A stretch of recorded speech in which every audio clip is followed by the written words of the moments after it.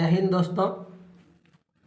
हम लोग सीटेट 2022 दिसंबर जनवरी की तैयारी कर रहे हैं मैथ पेपर 1 का। और इससे पहले मैं 2 पार्ट इसका अपलोड कर चुका हूं और मैं हर पार्ट में कुछ ना कुछ प्रयास कर रहा हूं बढ़िया से बढ़िया करने का, जिससे कि आप सभी क्वेश्चन को वहां पे सॉल्व करके आएंगे।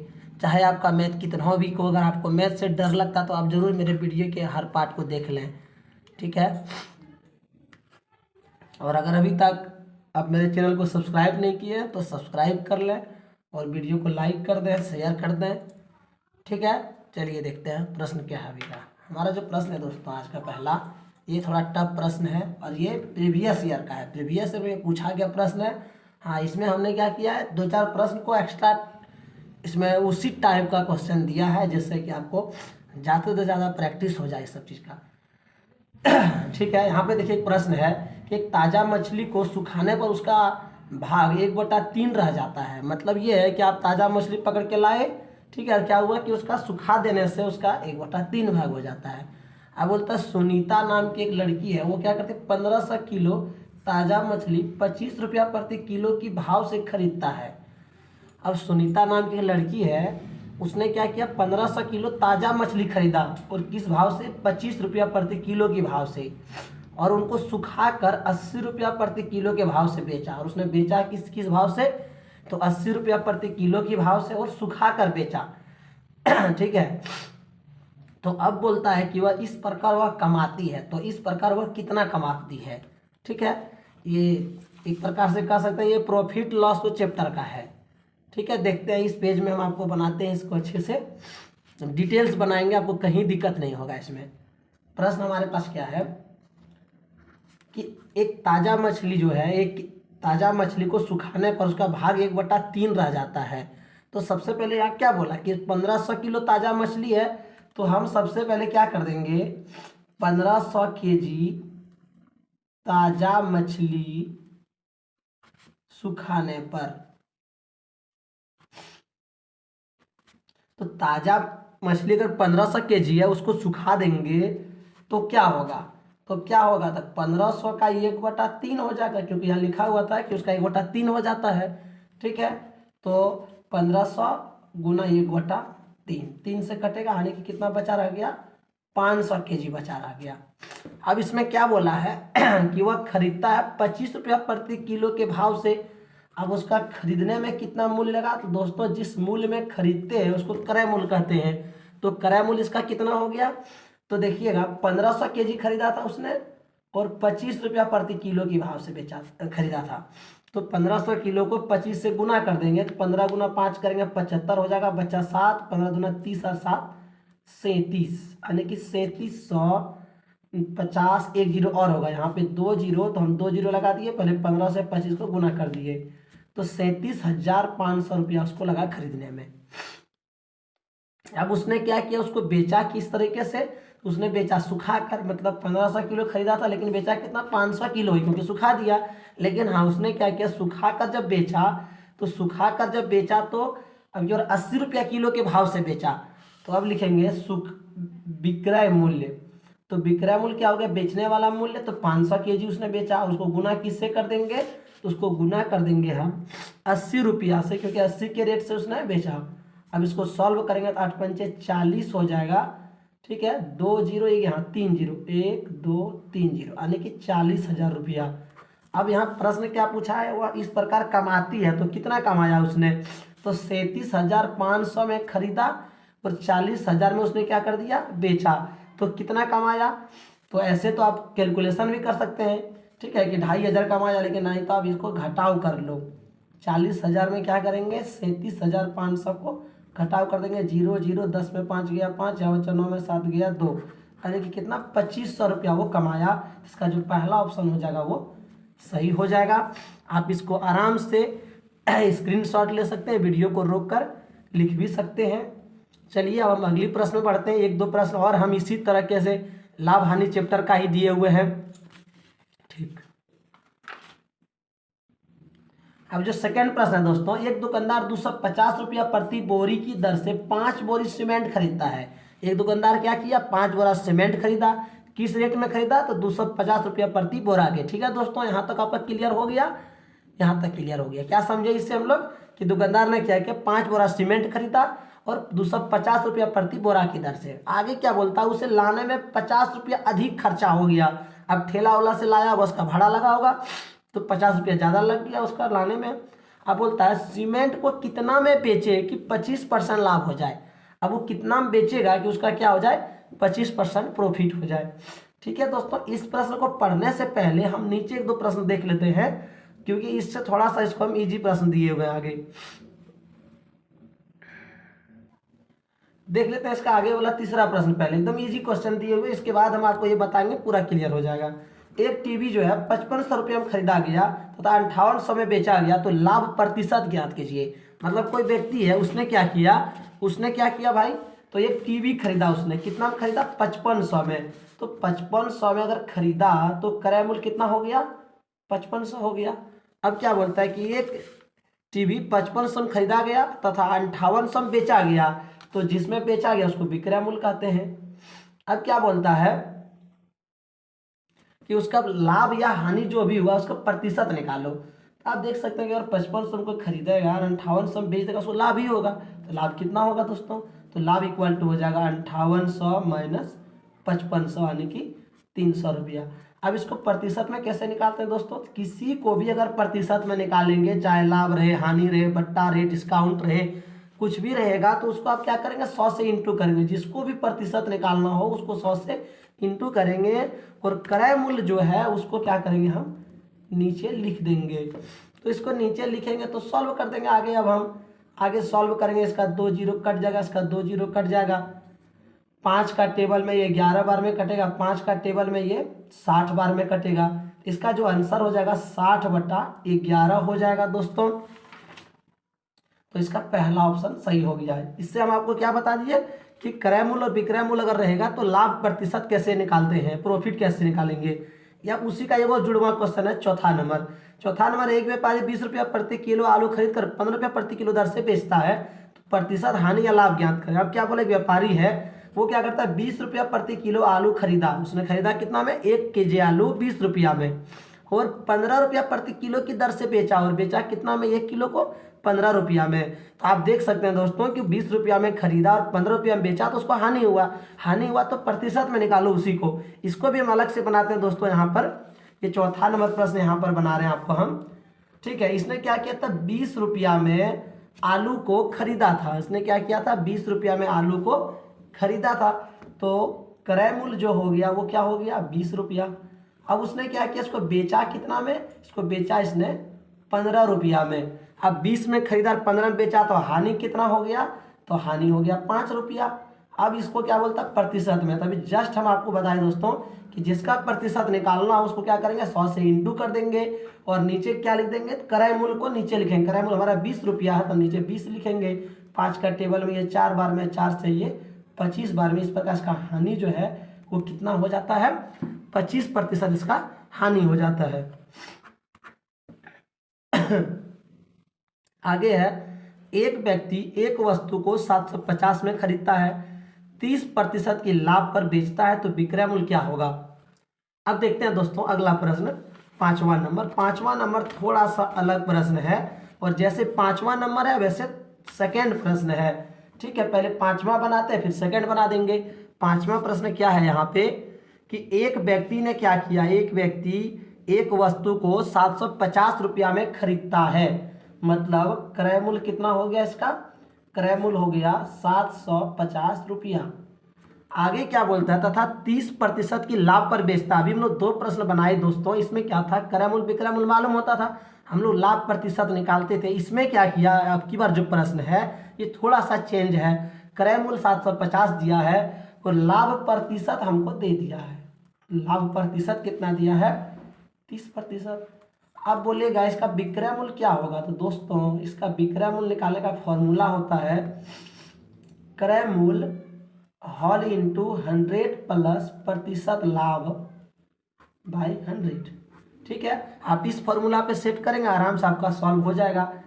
तो आप क्या करेंगे, क्रय मूल्य हमारा पास 750 हो गया, 100 प्लस प्रतिशत लाभ कितना, 30 पर बटा 100।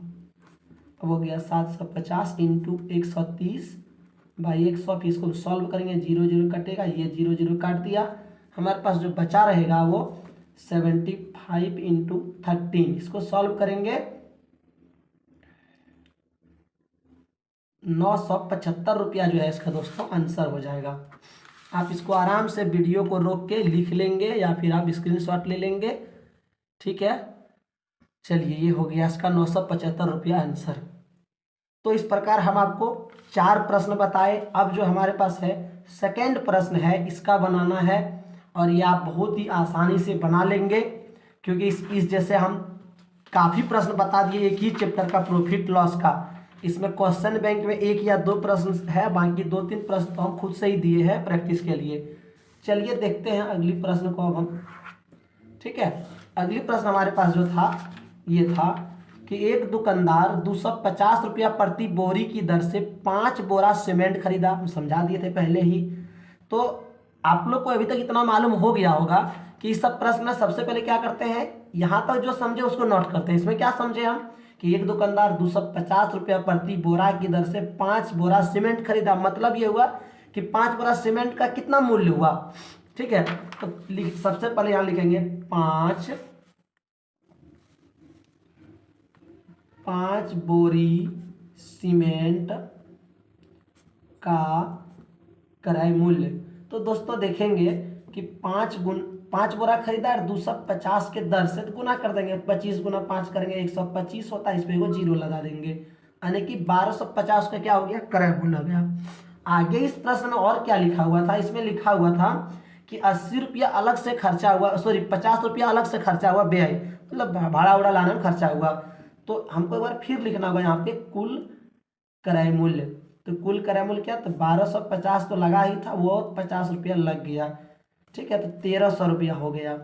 क्योंकि अगर आप भी घर में बिजनेस करेंगे और कोई भी सामान खरीद कर लाएंगे तो जो भाड़ा होता है दोस्तों वो भी क्रय मूल्य में ही जोड़ लेते हैं हम लोग, उसके अनुसार से उस सामान का रेट फिक्स करते हैं ताकि हमको लॉस ना हो। इसके बाद अब यहाँ और क्या लिखा था कि सीमेंट को कितना में बेचे कि 25% लाभ हो। जस्ट लास्ट क्वेश्चन जो 5 नंबर पढ़े उसी तरह है कि क्रय मूल्य हमको मालूम हो गया और लाभ जो प्रतिशत है वो कितना हो गया, 25%। तो अब इसका विक्रय मूल्य निकालो। इसका जो है दोस्तों आप खुद से सॉल्व करेंगे। विक्रय मूल्य का फॉर्मूला इक्वल टू क्रय मूल्य हॉल इंटू 100 प्लस प्रतिशत लाभ बाई 100। यहाँ से आप खुद सॉल्व करेंगे दोस्तों, ठीक है। चलिए अब जो नेक्स्ट क्वेश्चन है दोस्तों, यहाँ पे है कि संख्या 90707 को 9 से भाग देने पर शेषफल क्या होगा। बिल्कुल इजी प्रश्न है, इसको क्या करना, 9 से भाग देना और शेषफल क्या होगा वो बताना है। आप इसको साइड में यहाँ देख सकते हैं, ठीक है। हम क्या करेंगे, इसको 90707 को भाग दे देंगे 9 से और आराम से देख लेंगे क्या इसमें भाग देने पर शेषफल क्या आता है, ठीक है। एक बार दे दिए, यहाँ 9 कट गया, 0 फिर 0 7, फिर यहाँ पे इससे छोटा है तो फिर 0 देना होगा। इसमें थोड़ा सा ध्यान देने का जरूरत है क्योंकि इतना इजी भी डिवाइड नहीं आता है, कहीं ना कहीं इसमें लॉजिक रहता है, ठीक है। सबसे पहले हम लोगों ने क्या किया, यहाँ पे एक बार दिया तो 9 कट गया, ये 0 आया। अब ये 0 जो है तो इससे तो छोटा है, तो क्या करेंगे, अदर नंबर को लाएगा तो उसके पहले यहाँ 0 देना होगा, इसी को तो याद रखने की जरूरत है, ठीक है। फिर उसके बाद फिर 7 लाए, फिर भी इससे छोटा रह गया, फिर यहाँ 0 देंगे, उसके बाद ही अगला डिजिट को हम लाएंगे तो हो जाए 70। अब 9 7 जा 63, आप सभी को मालूम है 9 7 63, माइनस करेंगे तो 7 हो गया, फिर ये 0 आया 77, 9 8 दोस्तों 72 होता है, 7 में 2 गया 5, यहाँ पे हमारा जो बचा वो कितना बचा रह गया, 5 बचा रह गया रिमाइंडर। तो यहाँ पूछा था कि शेष कितना होगा, तो शेष 5 हो जाएगा, ठीक है। दोस्तों हम पूरी प्रयास कर रहे हैं कि आपको अच्छे से अच्छे क्वालिटी दे सकें, उसके बाद जो कुछ बाकी है फिर अगले वीडियो में देने का प्रयास करेंगे दोस्तों। बस हम ये जरूर कहेंगे कि आप मेरा सारा सेशन को देख लेंगे तो मैथ का एक भी क्वेश्चन आप छोड़ के नहीं आएंगे, ठीक है। आप जरा सा वीडियो को शेयर करने पे और लाइक करने पे ध्यान देंगे क्योंकि वो सबसे ज़्यादा जरूरी है हम लोगों के लिए, तो ये हमको मन लगा सब करने में, ठीक है। काफ़ी मेहनत लगता है क्वेश्चन सेट करने में दोस्तों, इसलिए ज़रूर वीडियो को लाइक करें। हमारा जो प्रश्न है 5, 10 और 35 के सबसे छोटे सार्वगुणज और सबसे बड़े सार्वगुणनखंड का अंतर है, ठीक है दोस्तों, अब इसको हम देखते हैं, यहीं पे स्पेस है, यहीं बता देंगे आपको हम।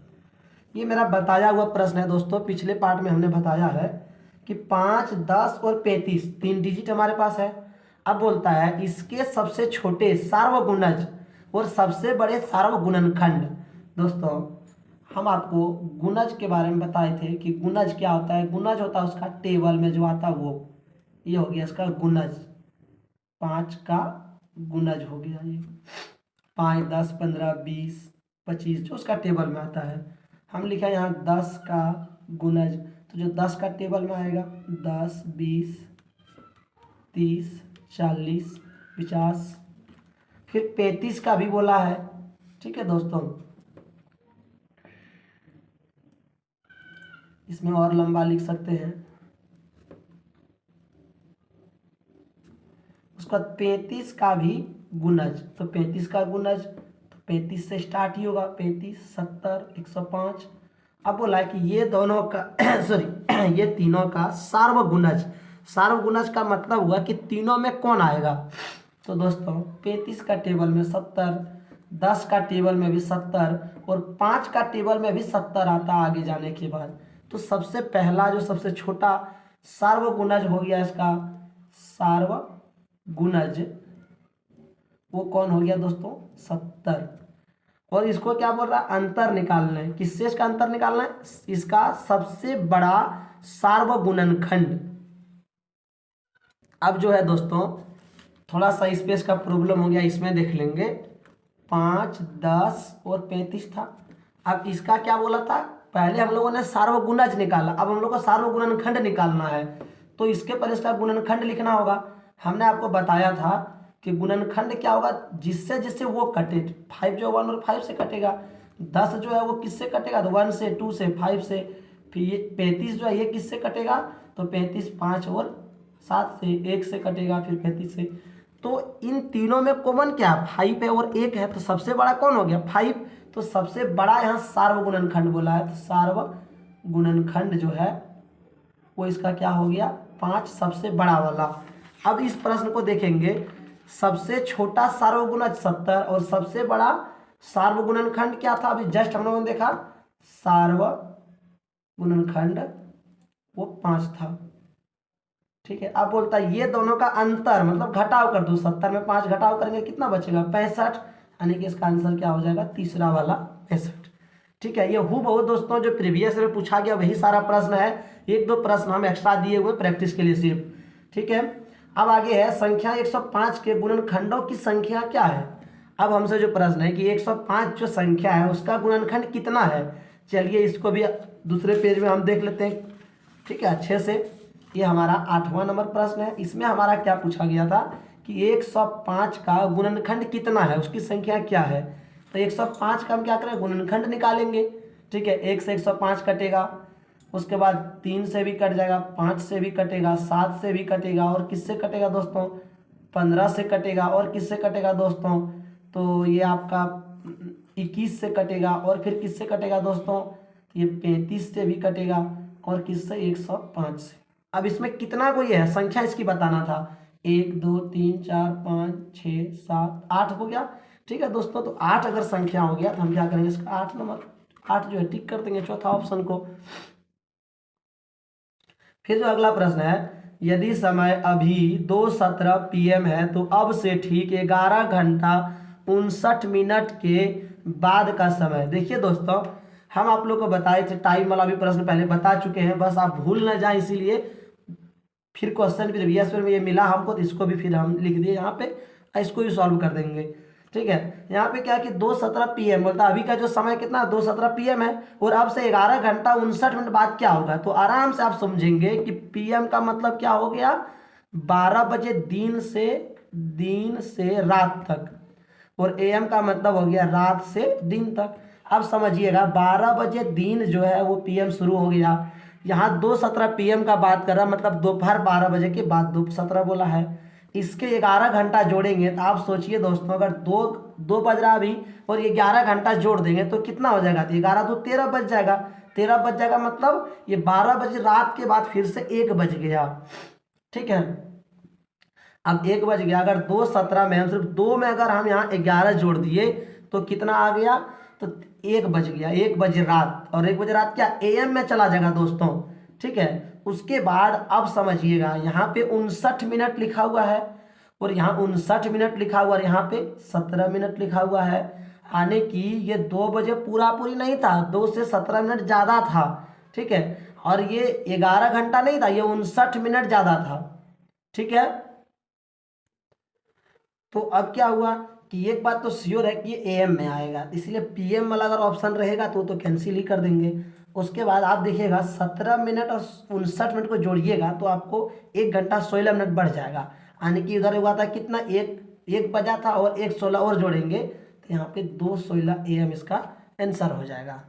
अब जो अगला प्रश्न है दोस्तों, ये भी हमने पहले बता चुका है, 11 इकाइयाँ, 11 दहाइयाँ, 11 सैकड़ा बराबर है। देखिए यहाँ कन्फ्यूजन करने के लिए क्या किया है, 11 इकाई को पहले लिखा है। अब कोई क्या करेगा, कैलकुलेशन करते समय 11 को कन्फ्यूजन से पहले लिख देगा वो।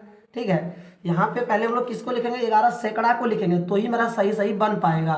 तो ये 11 सैकड़ा है, तो क्या करेंगे, 11 पर 2 जीरो लगा देंगे, सैकड़ा का मतलब 100 होता है, 1100 लिखेंगे। फिर 11 दहाई मतलब 11 गुना 10, तो 110 हो जाएगा। तो 11 दहाई का मतलब हो गया 11 गुना 10 कर दो। ठीक है, ठीक है, तो 11 सैकड़ा मतलब 11, देखिए 2 जीरो, 11 दहाई, दहाई मतलब 10 से गुना करेंगे तो 11 गुना 10 करेंगे तो 110 आएगा, और 11 इकाई मतलब 1 से गुना करेंगे तो 11 आएगा। इस सबको जोड़ेंगे, 1 1 1 2, यहाँ हो जाएगा 2, यानी कि 1221 इसका आंसर होगा। ठीक है दोस्तों, अगले प्रश्न में जाते हैं। 509 और 3028 का योग है। एकदम सिंपल सा जोड़ बोला, बस थोड़ा सा आराम से जोड़ना ही, कन्फ्यूजन करने के सब प्रश्न दिया जाता है, इस समय कहीं जान नहीं है। 509 और 3028 को जोड़ दीजिए। आप आराम से क्या करेंगे, यहाँ पे 509 को लिखेंगे, 3028 को लिखेंगे, यानी कि 3028। ठीक है, 9 8 17 हो जाएगा, 2 1 3 हो जाएगा, 5 का 5 रहेगा, 3 5 3 7 इसका आंसर हो जाएगा। ठीक है दोस्तों, अब जो नेक्स्ट क्वेश्चन है दोस्तों, देखेंगे ध्यान से इसको भी, ये अलग टाइप का प्रश्न है। ये पिछला पेज जो हम बताए अभी जस्ट सेकेंड पेज, ये सारा रिवाइज के तौर पे हम बता रहे थे, अब फिर ये न्यू टाइप का आ गया। ठीक है, बोला है कि 3.5 समकोण में डिग्रियों की संख्या है। 3.5 समकोण मतलब क्या हुआ कि समकोण 3 तो है, तो आपको इसको ये पहले जानना होगा समकोण होता क्या है। ठीक है, आप समकोण नहीं जानेंगे तो ये प्रश्न को समझ नहीं पाएंगे। ठीक है, तो 3.5 समकोण, 3.5 समकोण का मतलब हुआ कि एक समकोण जो है दोस्तों, एक समकोण, समकोण किसको कहते हैं, तो 90 डिग्री का कोण को समकोण कहते हैं। अब सोचिए 3.5 मतलब 3 को समकोण पूरा पूरी है और एगो आधा है, साढ़े मतलब एक आधा है, तो उसकी संख्या कितनी होगी, तो 90 को क्या करेंगे हम 3 से गुना कर देंगे, और उसकी आधा, 90 का आधा कितना 45 जोड़ देंगे, तो 90 गुना 3 करेंगे 270 दोस्तों, और 45 जोड़ेंगे तो आप देख सकते हैं 5 11 1 315 इसका जो है दोस्तों आंसर हो जाएगा। ठीक है, अगला प्रश्न जो है दोस्तों, ये भी थोड़ा सा देख लेंगे, सारा प्रीवियस ईयर का प्रश्न है कि 60 डिग्री का पूरक कौन है, मतलब 60 डिग्री का पूरक कौन क्या होगा। तो अभी हम लोग जस्ट देखें कि 90 डिग्री कोण को समकोण कहते हैं, तो हम ये भी जान लेंगे कि जब दो कोण को जोड़ दें और 90 हो जाए तो उसी को क्या कहते हैं, पूरक कोण कहते हैं।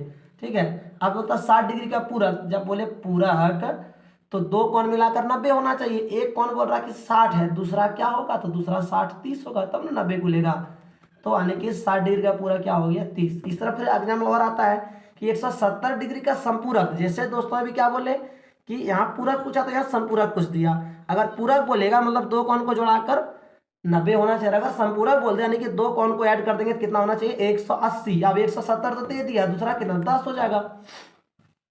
ठीक है, फिर देखो इसी तरह के इंटरेस्टिंग प्रश्न है कि समबाहु त्रिभुज का प्रत्येक कोण की माप क्या होती है। अब देखिए दोस्तों, समबाहु त्रिभुज का बात कर दिया, ऐसे त्रिभुज होता है।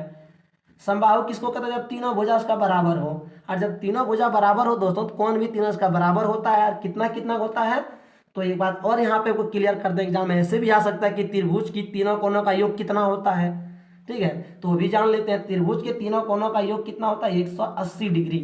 और ये क्वेश्चन भी उसी से सॉल्व होगा। यहाँ क्या बोला कि समबाहु त्रिभुज का प्रत्येक कोण कितना होगा दोस्तों, हम लोग अभी देखें कि तीनों मिला 180 होना चाहिए, और समबाहु में हम क्या बोले कि तीनों कोण बराबर, तो तीनों कोण बराबर, तो कितना कितना होगा, 180 होगा, तो 60 60 3 बार जोड़ेंगे तो 180 हो जाएगा, इसलिए इसका आंसर जो हो जाएगा वो 60 डिग्री हो जाएगा।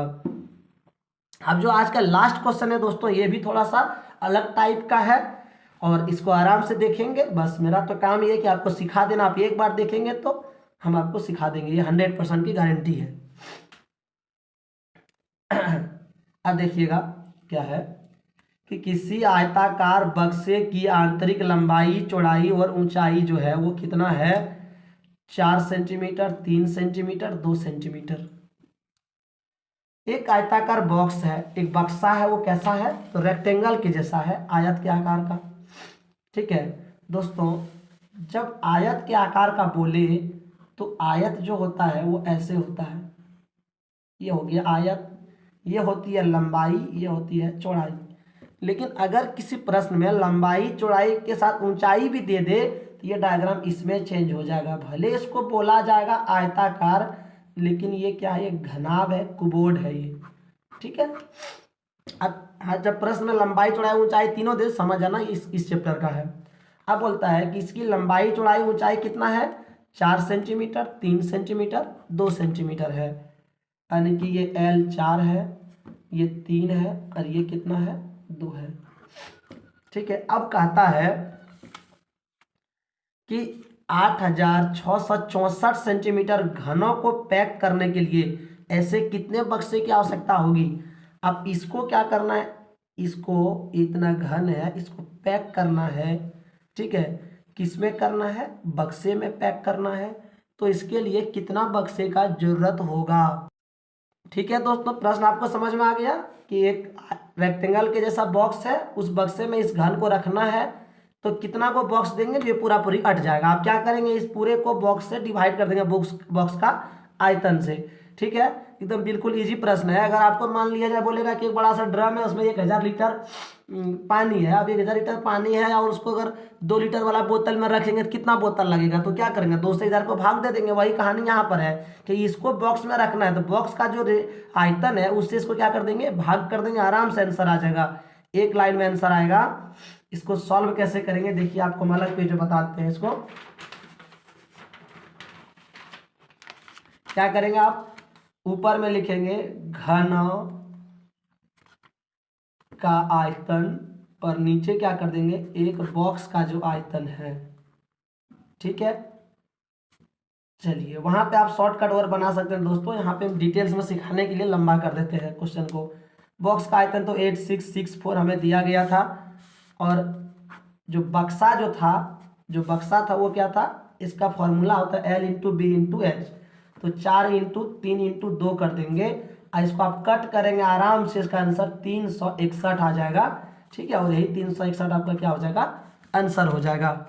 तो चलिए दोस्तों, आज हम इतना ही प्रश्न आप लोग के पास लेकर आए थे। हमको पूरा उम्मीद है कि इस वीडियो से आप लोग को बहुत संतुष्टि मिली होगी, बहुत कुछ सीखने को मिला होगा आप लोग को, और आप भी अपना रिस्पॉन्स कमेंट बॉक्स में दें। हो सकता है हमसे कुछ कमी रहती होगी तो हम भी आप लोग से सीखेंगे, लेकिन हाँ ये जरूर कहेंगे दोस्तों कि भले हम क्वालिटी वीडियो का अच्छा दे पाए या नहीं दे पाए, लेकिन जो भी क्वेश्चन हम बताएं वो आपको समझ आ गया होगा। और अगर ऐसा प्रश्न एग्जाम में आएगा, आप इसको रिवाइज भी नहीं करना, हम तो कहेंगे यार बना के आइएगा, ये मेरा गारंटी है, क्योंकि हम ऐसा और भी बहुत सारा क्वेश्चन अभी लेकर आएंगे। ठीक है, चलिए मिलते हैं फिर नए वीडियो में, तब तक के लिए जय हिंद।